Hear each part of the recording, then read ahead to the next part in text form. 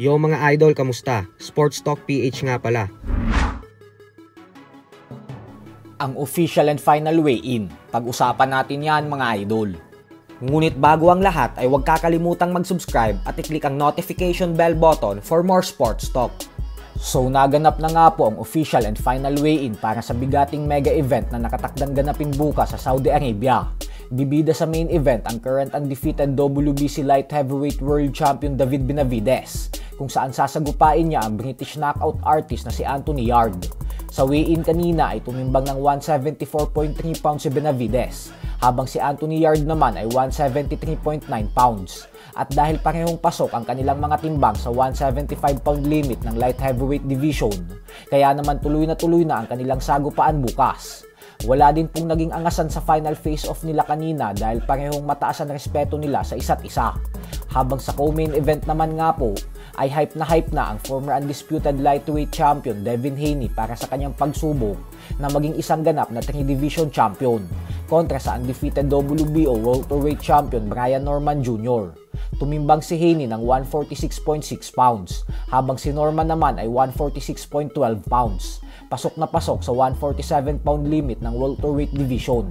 Sa kabila ng walang tigil na palitan ng maiinit na salita ng dalawa sa buong build-up ng kanilang laban, ay wala na pong sinabi ang dalawa sa isa't isa sa final face-off, at bagkos nakafocus na talaga ang mga ito para sa kanilang bakbakan bukas.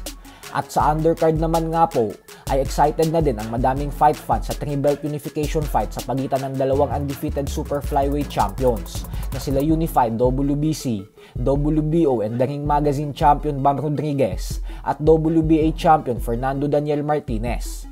Wala din pong naging problema ang dalawa sa pagkuha ng tamang timbang dahil tumimbang si Rodriguez ng 114.6 pounds habang si Martinez naman ay 113.12 pounds.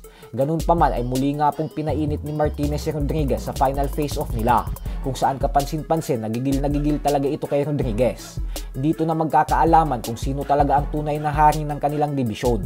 Bagamat walang duda na lamang sa lakas ng suntok si Rodriguez, ay ang panglaban naman ni Martinez dito ay ang kanyang kakayahan na magbato ng walang tigil na suntok sa buong 12 rounds. Kaya naman wag po natin papalampasin ang mga laban na ito bukas.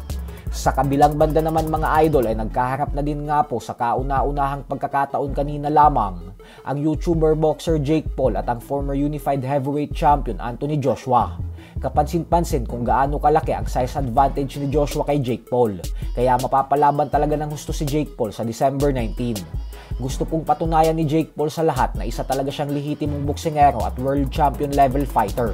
Dahilan kung bakit kumasa siya sa hamon na labanan ng isang dekalibreng boksingero na kagaya kay Joshua. Samantala, wag din po natin kakalimutan na mamaya na magaganap ang laban ng ating pambato na si DJ Zamora sa Amerika, kung saan lalabanan niya si Brandon Valdez.